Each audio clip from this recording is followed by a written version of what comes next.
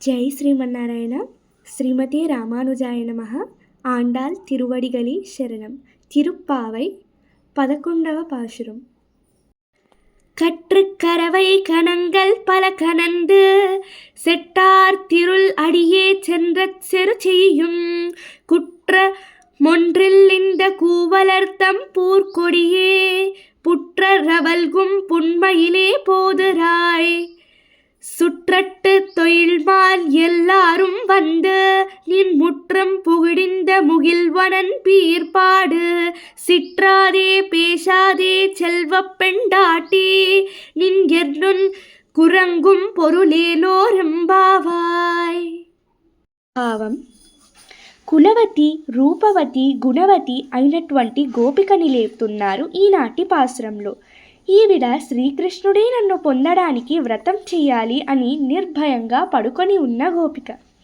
ఈవిడ వంశంలోని పెద్దలు కర్మనిష్ట కలిగిన వారు, తమ ధర్మం పశుపోషణమే అని నమ్మినవారు కూడా. ఈ గోపిక తన దివ్యమంగళ విగ్రహ సౌందర్యంతో అందరినీ ఆనందింపచేయగలిగిన గోపిక.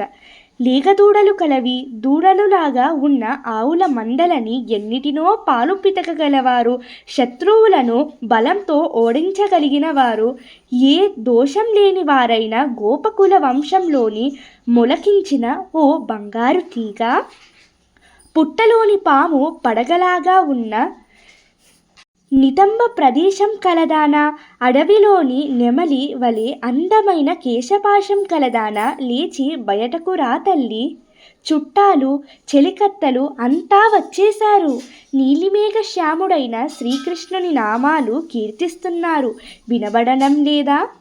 అయినా ఉలకకుండా పలకకుండా ఎలా ఉండగలిగావు తల్లి? ఓ సంపన్నురాలా, ఈ నిద్రకి అర్థం ఏమిటో చెప్పవమ్మా అని గోపికని నిద్రలేపినట్లుగా ఈ భావాన్ని అందంగా అందిస్తుంది ఆండాల్ తల్లి.